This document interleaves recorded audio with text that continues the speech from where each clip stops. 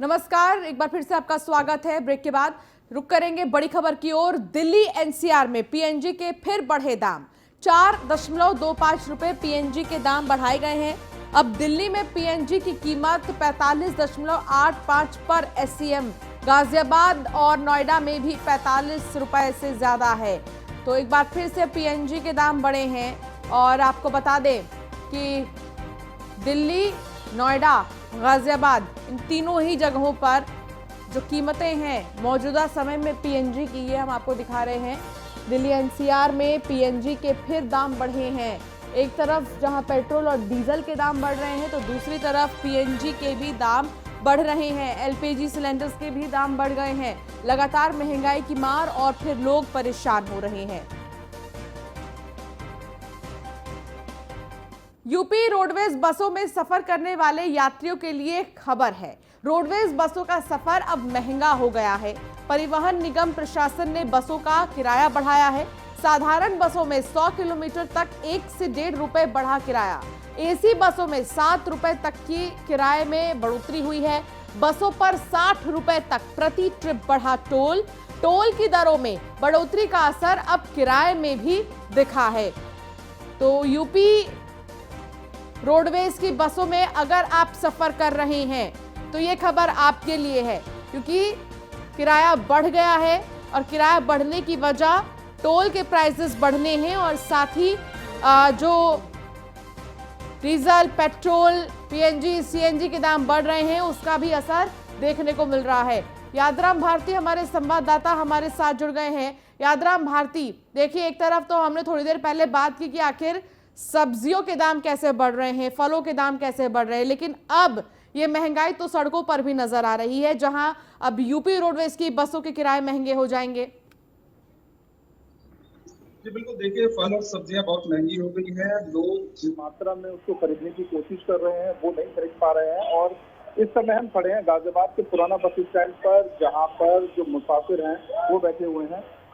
आप ये बताइए कि जो बसों के किराए बढ़े हैं, 7 रुपए तक बसों का किराया बढ़ गया है, क्या कहेंगे? आप डेली आते हैं बस में सफर करने? डेली आते कभी कभी। अच्छा, कभी कभी। तो 7 रुपए बढ़ गए हैं बस के किराए पर, क्या कहेंगे? बढ़ेगी तो बढ़ेगी, किराया तो देगा, करेगा तो बढ़ेगा, इसलिए बढ़ेगा, किराया भी बढ़ेगा।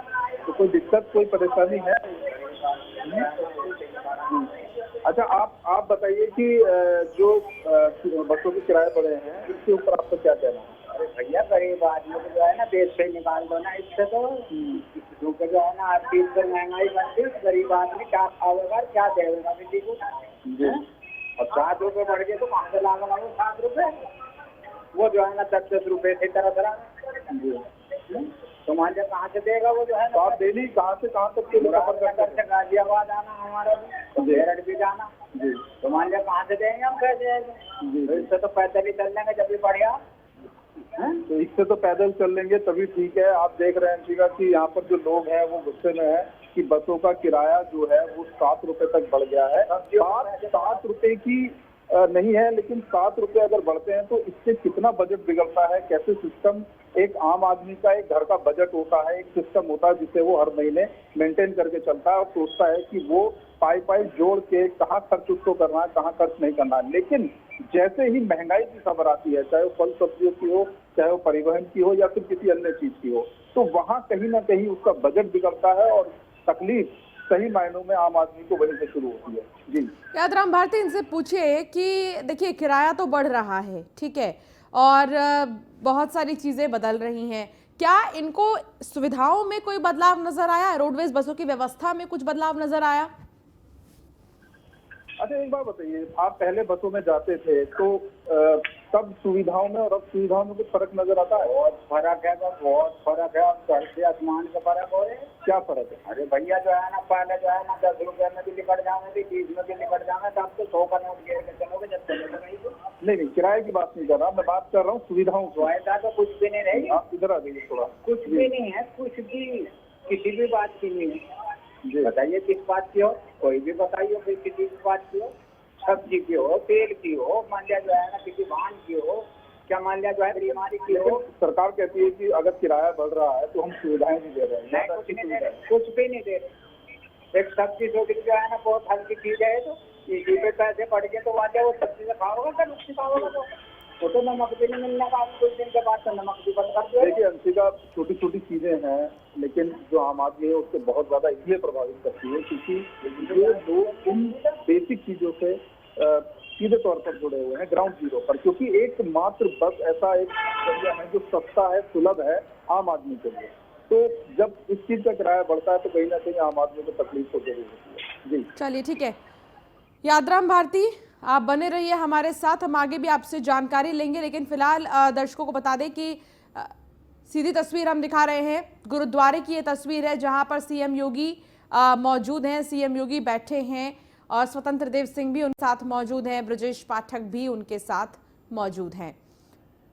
तो ये मुख्यमंत्री योगी आदित्यनाथ गुरुद्वारे में मौजूद हैं, याहियागंज में गुरुद्वारे में बैसाखी कार्यक्रम में पहुंचे हैं, गुरुद्वारे में मौजूद हैं मुख्यमंत्री योगी आदित्यनाथ। सीधी तस्वीर हम आपको दिखा रहे हैं योगी आदित्यनाथ की, जो गुरुद्वारे में मौजूद हैं इस वक्त, और बैसाखी के मौके पर एक कार्यक्रम का आयोजन हो रहा है और इस कार्यक्रम में योगी आदित्यनाथ पहुंचे हैं डिप्टी सीएम के साथ और कैबिनेट मंत्री स्वतंत्र देव सिंह के साथ। तो योगी कैबिनेट में जगह मिली है स्वतंत्र देव सिंह को और वो पहुंचे हैं योगी आदित्यनाथ के साथ गुरुद्वारा।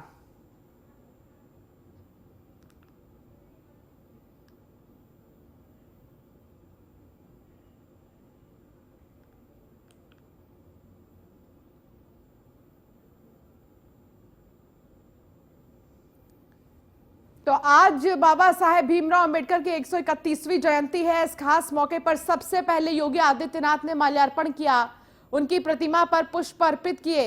इसके बाद अब वो पहुंचे हैं गुरुद्वारा और गुरुद्वारे में वो वैसाखी के मौके पर एक कार्यक्रम का आयोजन हो रहा है उसमें पहुंचे हुए हैं। लेकिन उसके पहले उन्होंने ब्रजेश पाठक और स्वतंत्र देव सिंह के साथ यहां पर श्रद्धांजलि दी बाबा साहेब भीमराव अंबेडकर को। जो तस्वीर हम आपको दिखा रहे हैं उनकी प्रतिमा पर माल्यार्पण किया।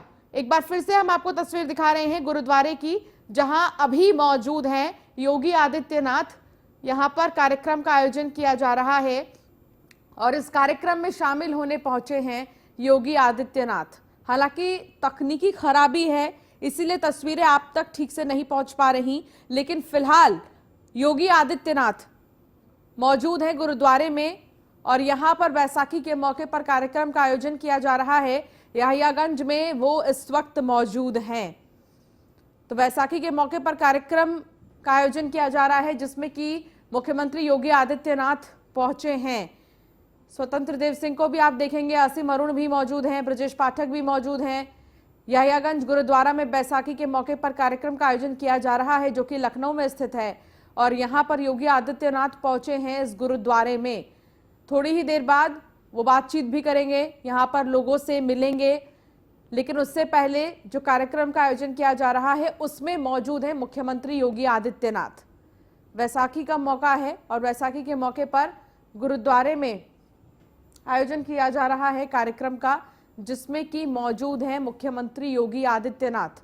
लगातार आज का दिन कई मायने में खास हो जाता है। सबसे पहले तो बाबा साहेब की आज जयंती है, बाबा साहेब भीमराव अंबेडकर की आज जयंती है। तो दूसरी तरफ बैसाखी के मौके पर पूरे देश में ही लोग अलग अलग जगहों पर जा रहे हैं और इस दिन को पूरे उत्साह के साथ मना रहे हैं। एक तरफ हर की पैड़ी की भी तस्वीर हम आपको थोड़ी देर पहले दिखा रहे थे जहां लोग आस्था की डुबकी लगाने पहुंचे, तो दूसरी तरफ गुरुद्वारों में भी रौनक है, मंदिरों में भी भक्त पहुंच रहे हैं, पूजा अर्चना कर रहे हैं। एक तरह से नए साल की शुरुआत भी कहा जाता है बैसाखी को और बैसाखी के मौके पर गुरुद्वारे में अलग ही रौनक होती है। और यहाँ पर याहियागंज गुरुद्वारे में बैसाखी का कार्यक्रम हो रहा है जिसके लिए योगी आदित्यनाथ पहुंचे हैं गुरुद्वारे। ब्रजेश पाठक डिप्टी सीएम के साथ पहुंचे हैं, स्वतंत्र देव सिंह के साथ पहुंचे हैं, असीम अरुण भी यहां पर मौजूद हैं।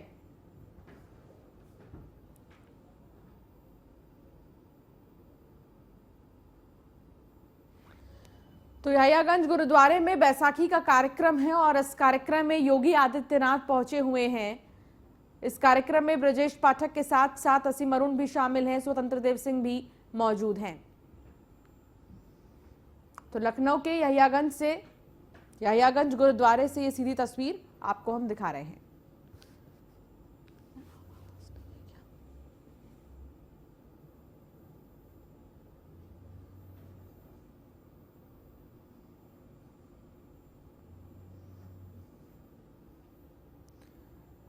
तो ब्रजेश पाठक, स्वतंत्र देव सिंह मौजूद हैं। आज कई सारे कार्यक्रम होने हैं जिनमें योगी आदित्यनाथ शामिल होंगे, जिसमें कि सबसे महत्वपूर्ण कार्यक्रम बाबा साहेब भीमराव अंबेडकर की जयंती को मनाया जाएगा अलग अलग जगहों पर, और उसके मद्देनजर कई सारे कार्यक्रमों में शामिल होंगे। लेकिन उससे पहले गुरुद्वारे में मौजूद हैं योगी आदित्यनाथ और यहाँ पर वैसाखी कार्यक्रम में वो शामिल हैं। तो बैसाखी का पर्व मनाया जा रहा है और इस खास मौके पर गुरुद्वारे में कार्यक्रम है। दो तस्वीर आपको हम दिखा रहे हैं। पहली तस्वीर आप देखेंगे जहां बैसाखी कार्यक्रम में यहियागंज गुरुद्वारे में मौजूद है मुख्यमंत्री योगी आदित्यनाथ। तो दूसरी तस्वीर जहां बाबा साहेब भीमराव अंबेडकर की जयंती के मौके पर उन्होंने माल्यार्पण किया, पुष्प अर्पित किए, श्रद्धांजलि दी और उन्हें नमन भी किया। दोनों ही तस्वीर में आप देखेंगे मुख्यमंत्री योगी आदित्यनाथ के साथ स्वतंत्र देव सिंह, ब्रजेश पाठक और असीम अरुण मौजूद हैं।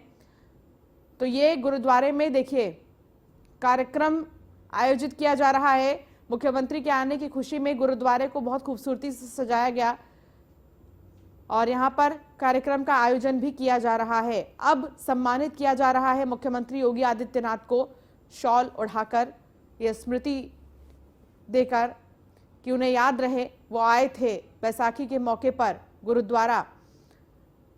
तलवार जो कि शान होती है पंजाबियों की, उसको भी यहाँ पर भेंट में दिया जा रहा है मुख्यमंत्री योगी आदित्यनाथ को।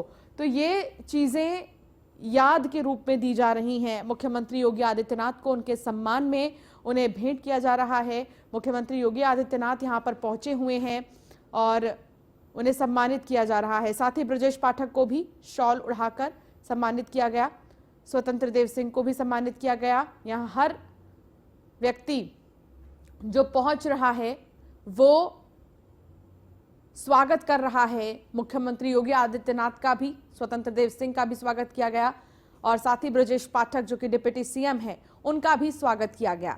तो तीनों को ही आप देख रहे हैं जो यहाँ पर मौजूद है और उनके स्वागत में तमाम लोग यहाँ पर पहुंचे हुए हैं। गुरुद्वारे के जो लोग हैं, गुरुद्वारे के जो खास लोग हैं वो स्वागत कर रहे हैं मुख्यमंत्री योगी आदित्यनाथ का, डिप्टी सीएम ब्रजेश पाठक का और साथ ही स्वतंत्र देव सिंह का भी। तो तस्वीरों में आपको दिखा रहे हैं जहां गुरुद्वारे पहुंचे हैं योगी आदित्यनाथ और वो यहां पर सबसे पहले थोड़ी देर बैठे, उन्होंने गुरुद्वारे में लोगों से बात भी की और अब उनका सम्मान किया जा रहा है शॉल देकर, स्मृति चिन्ह देकर, पंजाबियों की शान तलवार देकर।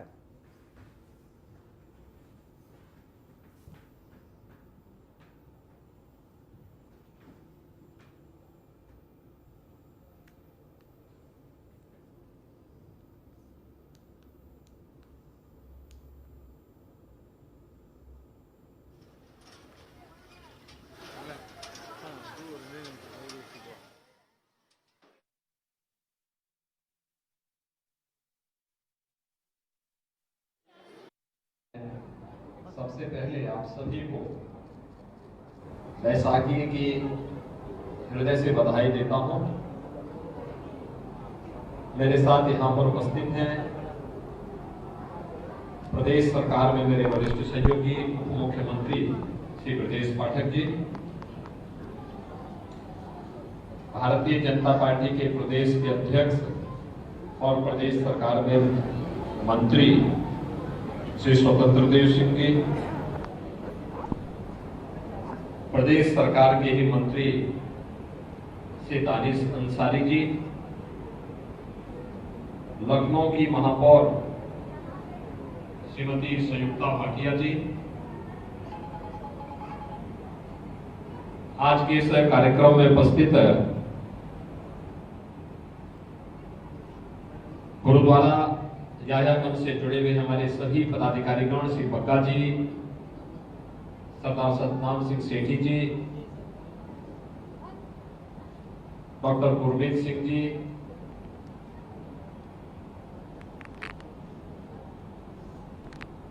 सरदार निर्मल सिंह जी, सरदार मनजीत तलवार जी, श्री गुलशन जी, अनिल बजाज जी, कपिल अरोड़ा जी, त्रिलोक सिंह जी, परमजीत सिंह जी, श्री राजेंद्र सिंह बग्गा जी, रजनीश गुप्ता जी और उपस्थित सभी भाइयों बहनों, बैसाखी का पर्व हमारे लिए एक नया उल्लास, एक नया उत्साह, नई फसल के आने और नए वर्ष के आगमन के फलस्वरूप हम अनादिकाल से इस आयोजन के साथ जुड़ते रहे हैं। लेकिन भारत के अंदर धर्म की रक्षा के लिए आज के दिन का अपना ऐतिहासिक महत्व भी है। गुरु गोविंद सिंह जी महाराज ने आज ही के दिन खालसा पंथ की स्थापना करके भारत की रक्षा के लिए जिस प्रकार की एक उस कालखंड में अपनी सेना खड़ी की थी, आज उसी का परिणाम है कि हम सब इस उत्साह, इस उमंग के साथ गुरु महाराज के श्री चरणों में नमन करते हुए बैसाखी के इस पर्व में एकत्र होकर के हर्षोल्लास के साथ न केवल प्रदेश की राजधानी लखनऊ में बल्कि पूरे देश के अंदर इस आयोजन के साथ हम सबको जुड़ने का अवसर प्राप्त हो रहा है। हम सब जानते हैं सिखों के इतिहास के बगैर भारत का मध्यकालीन इतिहास अधूरा माना जाता है। त्याग और बलिदान की जो एक लंबी परंपरा और एक लंबी श्रृंखला खड़ी की है सिख गुरुओं ने, आज उसी का परिणाम है। देश भी और धर्म भी सुरक्षित है और इसीलिए इस प्रकार के आयोजन के साथ जुड़ना, इन कार्यक्रमों में भागीदार बनना अपने पूर्वजों के प्रति हमारी श्रद्धा को व्यक्त करता ही है। आने वाली पीढ़ी को भी इन महापुरुषों के प्रति नमन करने का एक अवसर उपलब्ध कराने का एक अवसर हम इस प्रकार के आयोजन के माध्यम से करते हैं। जब खालसा पंथ की स्थापना हुई थी, हम सब इस बात को जानते हैं क्योंकि ये ऐतिहासिक गुरुद्वारा है। गुरु तेग बहादुर जी महाराज ने भी और गुरु गोविंद सिंह जी महाराज ने भी अपने जीवन का कुछ भाग यहाँ पर इस गुरुद्वारे में व्यतीत करते हुए धर्म की रक्षा के लिए हमें क्या कुछ करना है उस प्रकार की प्रेरणा दी थी। और उस समय की उन विकृतियों के जिनके कारण समाज कमजोर हो रहा था, उसको दूर करने के लिए ही खालसा पंथ उस समय के लिए हम सब के लिए एक नया मार्गदर्शक के रूप में सामने आया था। वह शस्त्र और शास्त्र दोनों में पारंगत होकर के कैसे हमें देश और धर्म की रक्षा करनी है, इसकी प्रेरणा तो प्रदान करता ही है। आने वाली पीढ़ी के लिए भी बहुत कुछ प्रेरणा और प्रकाश छोड़ करके गया है। आज के इस अवसर पर मुझे बताते हुए प्रसन्नता है, आज से ठीक 5 वर्ष पहले मुझे लखनऊ के पहले किसी गुरुद्वारे में आने का अवसर प्राप्त हुआ था ऋषि यायावंश गुरुद्वारे में ही आकर के मैंने यहाँ माथा टेका था और गुरु परंपरा के प्रति अपनी श्रद्धा को व्यक्त किया था। 5 साल के बाद फिर गुरु महाराज की कृपा से मुझे यहाँ पर आप सबके बीच में आने का सौभाग्य प्राप्त हो रहा है। मैं इसके लिए आप सबको हृदय से बधाई देता हूँ, आभार भी व्यक्त करता हूँ। सचमुच जो आत्मीयता आप सबने सदैव दिखाई है, मुझे लगता है वो हमारे लिए बहुत बड़ा संबल है और यही कारण है, उसी के नाते हम लोग आज अनेक कार्यक्रम आयोजित करने में सफल होते हैं। मुख्यमंत्री आवास में भी कोई एक आयोजन होता है तो वह गुरु परंपरा के प्रति श्रद्धा व्यक्त करने वाला आयोजन होता है। और जो एक संकल्प हम लोगों ने लखनऊ में लिया था कि गुरु गोविंद सिंह जी महाराज के 4 साहबजादों की स्मृति में साहबजादा दिवस आयोजित होना चाहिए, वह साहबजादा दिवस का आयोजन भारत के यशस्वी प्रधानमंत्री आदरणीय श्री नरेंद्र मोदी जी ने 26 दिसंबर की तिथि घोषित की है और मेरा तो आह्वान होना चाहिए कि इसको हम और भव्यता के साथ कैसे आयोजित कर सकते हैं। इस आयोजन के साथ हमें इसकी रूपरेखा को भी तैयार करनी चाहिए। आज बैसाखी का आयोजन है, खालसा पंथ की स्थापना का दिवस भी है, महावीर जयंती भी है और बाबा साहब डॉक्टर भीमराव अंबेडकर की पावन जयंती का कार्यक्रम भी है। अनेक दृष्टि से हमारे लिए यह दिवस अत्यंत महत्वपूर्ण और पवित्र है। मैं एक बार फिर से आप सबको बैसाखी के इस पावन अवसर पर हृदय से बधाई देता हूं, अपनी शुभकामनाएं देता हूं और मैं आप सबका आह्वान करूंगा। ये ऐतिहासिक धरोहर है यायावंश गुरुद्वारा हमारे लिए और इसलिए जो हम लोगों ने पहले भी कहा था कि यहाँ के पुनरुद्धार के लिए, इस क्षेत्र के विकास के लिए क्या कुछ होना है, इसके लिए यहाँ की महापौर के साथ में, ब्रजेश पाठक जी के साथ में एक बैठ करके ठोस कार्य योजना अगर आप लोग प्रस्तुत कर देंगे तो हमें इसमें सहयोग करने में प्रसन्नता होगी। मैं एक बार फिर से आज के इस अवसर पर आप सबको बैसाखी की हृदय से बधाई देता हूँ, अपनी शुभकामनाएं देता हूँ।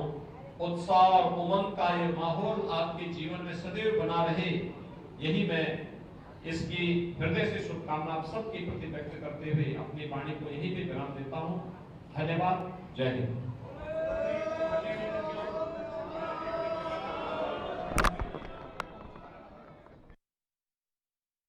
को आप सुन रहे थे और योगी आदित्यनाथ गुरुद्वारे में मौजूद है। यहियागंज गुरुद्वारे में सीएम योगी ने मत्था टेका और साथ ही उन्होंने अपने संबोधन में कहा कि आज के समय में जिस तरीके से हर पर्व को मनाया जाता है, ऐसा पहले कभी होता नहीं था।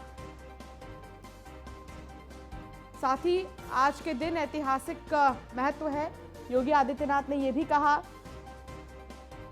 गुरु गोविंद सिंह ने अपनी सेना खड़ी की थी। योगी आदित्यनाथ ने अपने संबोधन में कहा, सिख गुरुओं की परंपरा से देश सुरक्षित है। और योगी आदित्यनाथ पहुंचे यहां, उन्होंने मत्था टेका, कुछ देर वो यहां पर बैठे भी।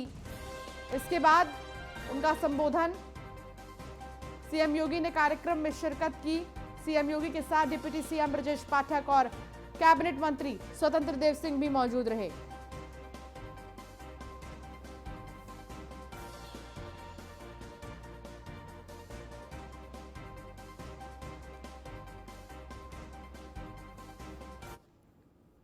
बाबा साहेब भीमराव अंबेडकर की आज 131वीं जयंती है। सीएम योगी ने हजरतगंज स्थित बाबा साहेब की प्रतिमा पर माल्यार्पण किया। सीएम योगी के साथ मंत्री असीम अरुण भी मौजूद रहे। इस मौके पर हमारे संवाददाता अश्विनी द्विवेदी ने असीम अरुण से खास बातचीत की। सुनिए क्या कुछ कहना था उनका। जयंती पर आज हमारे साथ बात करने के लिए असीम अरुण जी है। सर, क्या उत्तर प्रदेश के लिए, जनता के लिए आज सौभाग्य से बाबा साहब अम्बेडकर की जयंती है, 131वीं। समय बहुत बदला है पिछले 75 साल में और आज समय है इस समीक्षा का कि कितने कदम हम चले हैं सामाजिक समानता की ओर और कितना बचा है काम बचा है काफ़ी सारा और उसको पूरा करने के लिए हम लोग प्रतिबद्ध हैं। हाँ, मायावती हमेशा आरोप लगाती हैं कि भारतीय जनता पार्टी है वोट बैंक के लिए बाबा साहब का इतना आदर करती है। जी, भारतीय जनता पार्टी किसी भी वोट बैंक पे काम नहीं करती है, विकास, राष्ट्र सम्मान और सुरक्षा पे काम करती है। ये अभी पिछले चुनाव में सिद्ध भी हुआ और हर समुदाय के लोग भारतीय जनता पार्टी से जुड़े हुए हैं। इसका राजनीति से कोई जोड़ नहीं देखना चाहिए। हमारे अग्रज हैं, सम्मान करते हैं हम लोग बाबा साहब का, उसी से देखना चाहिए। निश्चित तौर पर हमारे साथ आशीष अरुण जी थे, जिनका साफ तौर पर कहना है कि भारतीय जनता पार्टी के लिए कभी भी राजनीतिक मुद्दा बाबा साहब नहीं रहे। निश्चित तौर पर उन्होंने समानता का अधिकार सबको दिलाया, इसलिए वो सभी के लिए पूज्य हैं। लखनऊ से न्यूज इंडिया के लिए अश्विनी कुमार, सहयोगी मिस साहनी के साथ। फिलहाल बुलेटिन में इतना ही। आप बने रहिए न्यूज़ 1 इंडिया के साथ। नमस्कार।